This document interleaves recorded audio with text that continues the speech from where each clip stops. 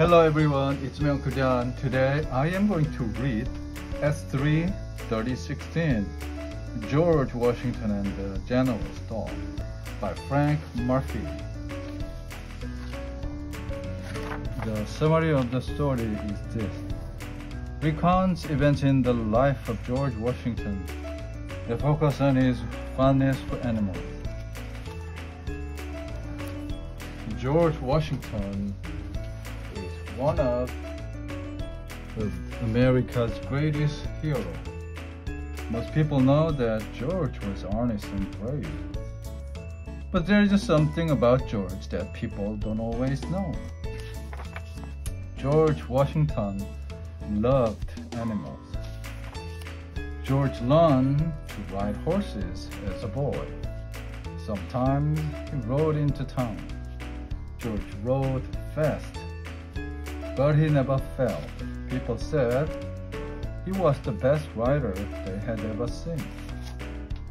When George grew up, he moved to a farm called Mount Vernon. Every day, George checked on the horses and hogs. He checked on the oxen, mules, and sheep. But he spent the most time with his dogs. George had a lot of dogs. He owned 36 dogs in his lifetime. He took them hunting. He played with them.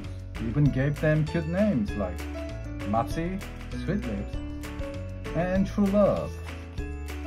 Sometimes George spoiled his dog. He let him run around the house. One day, George's wife Martha cooked the ham for dinner.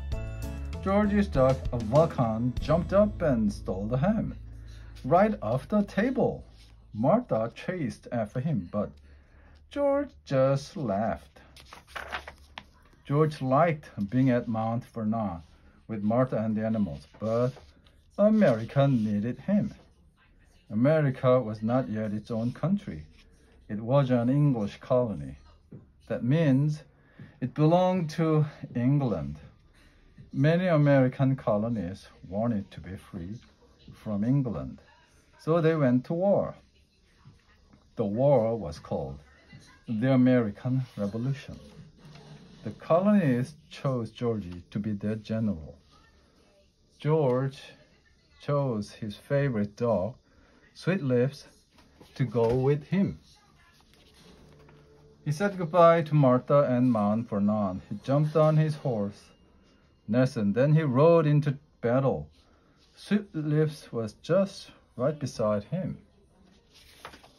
In George's day, soldiers often brought dogs with them to war. Dogs helped hunt. Dogs helped track the way. Dogs helped guard against wild animals. Best of all, dogs were great partners. The general of the English army was named William Howe. He had a dog too. He also had 9,000 soldiers. They had plenty of supplies. George did not have nearly as many supplies. Sometimes his soldiers were cold. Sometimes they were hungry. But they did not give up.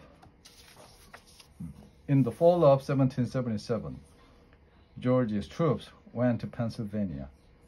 They were fighting the English troops. Guns fired, rat-a-tat-tat. Cannons roared, boom, bang. Smoke filled the air. Finally, the fighting ended. The English soldiers went back to their camp. The battle was over for the day. The smoke began to clear. George noticed a dog without a soldier. It looked lost. George bent down and patted the dog's head. The dog followed George back to the colony's camp. He wagged his tail. Whose dog is this? Wondered George. George looked at the dog's collar. The tag had a man's name on it. The name was William Howe. William Howe! George couldn't believe his eyes. William Howe was the enemy. Word about the enemy dog spread through camp. Some of George's men wanted to keep the dog. But George said no. George believed the dog belonged with his master. George had his friend Alexander Hamilton write a note to General Howe. The note said that George wanted to return the dog. Both sides raised white flags. The white flags meant no one could fight. George's soldiers walked the dog across the battlefield. They gave him back to General Howe. People in England found out about George's good deed. The English still wanted to beat George and win the war, but now they respected him. Some English people even liked him. They had never heard a story of such great kindness between enemies. In 1783, America won the war against England. America became its very own country. George Washington went home to Mount Vernon. Friends around the world wanted to honor George. They wondered what he would like. Then they remembered the story about the ducks and presents studied arriving at Mount Vernon. The King of Spain sent George a mule. George named him Royal Gift. A friend from France gave George an even bigger gift, 7 dogs. George's work was not done, though. The American people needed a leader. They elected George to be their first president. People all over America loved their new president. They cheered when he rode by in his carriage. They knew it was him because his 6 white horses always led the way. In the end,